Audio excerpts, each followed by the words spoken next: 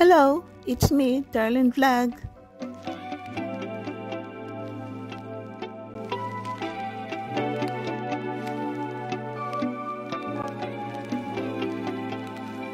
Mga ka-Chumkar, anong masasabi nyo ngayon sa dalawa na kahit sa live ay nadulas ang dila na nagtawagan ng love, diba? Hindi lang agom. Pag nag-vlog sila, agom. Ang madalas na tumawag ng agom ay si Jomar. Ito si Carla ay parang nahihiya pa. So ngayon sa live, nadulas ang dila ni Carla. So diba, very kilig. Dahil ang dalawa ay kahit hindi sila umamin sa public na sila na, maririnig mo yung sweetness nila sa live na hindi ka naman pwede tumawag ng love sa friend mo lang. So, kung best friend kayo, may tawagan kayo minsan, pero pag yung may mutual kayo, may naramdam kayo sa isa't isa, na yung talagang kayo na normal, yan na love ang tawagan, mga babe, sweetheart, honey, darling, no? Kahit hindi tayo western yan, dahil ang western yan, minsan tinatawag nila ang kanilang mga best friend na, honey, how are you, honey, mga ganyan. So parang normal sa kanila ang kanilang pagka-kindness. Pero sa atin sa Pilipinas, parang awkward na mag-love honey kasi hindi mo naman ka-close. Pero pag kayo na, yan, honey, love, darling, ay kayo na talaga.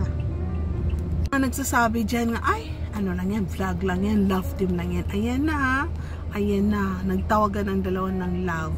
Very clear na kahit hindi sila umamin in public, amina na yan. Na tayo lang nakakaalam, very understanding, common sense lang, logic na naintindihan natin ang dalawa ay may may feelings isa't isa sila na, so walang aminan. So yan, abangan pa natin kung anong mga madudulas sa kanilang mga labi na tawagan sa mga next live nila or sa vlog. Kahit walang aminan, talagang sila na. So kayo, masaya ba kayo mga ka-Chumkar? Yun nga ang sabi ko, hindi lang sila mag-agom dahil ang mag-agom ay kasal na mag-asawa. Hindi pa sila mag-asawa, mag-jowa pa sila. So ang tawagan nila ay love. Sila ay nagmamahalan, love. O, ang tawagan ng agom ay yung asawa ko, asawa.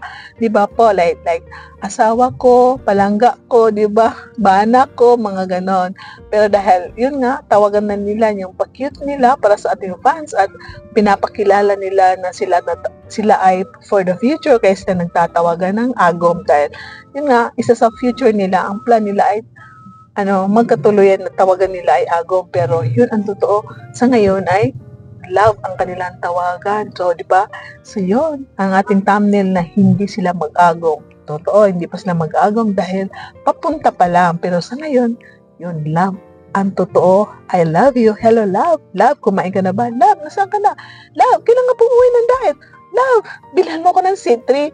Love, ubusin mo to yung tira-tira ko dito ha. Wala akong rice, love ha. Ganon, love.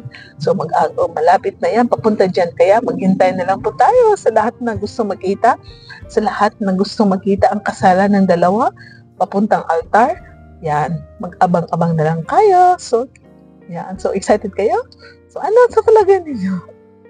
Chumkar, huwag nyo kalimutan, please like ang ating video. Tuloy-tuloy lang ang pagmamaraton ng mga vlog ni Kalinga Prab, isali ang mga vlog ni Kuya Val Santos Matubang at kay Jomar. So, big love shoutout sa lahat ng team Kalinga partners, mga reactors, mga charity vloggers.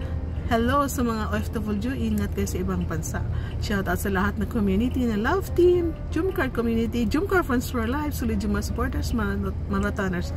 I love you all and keep smiling. Ingat kayo lahat. And see you in my next vlog. And bye for now. God bless.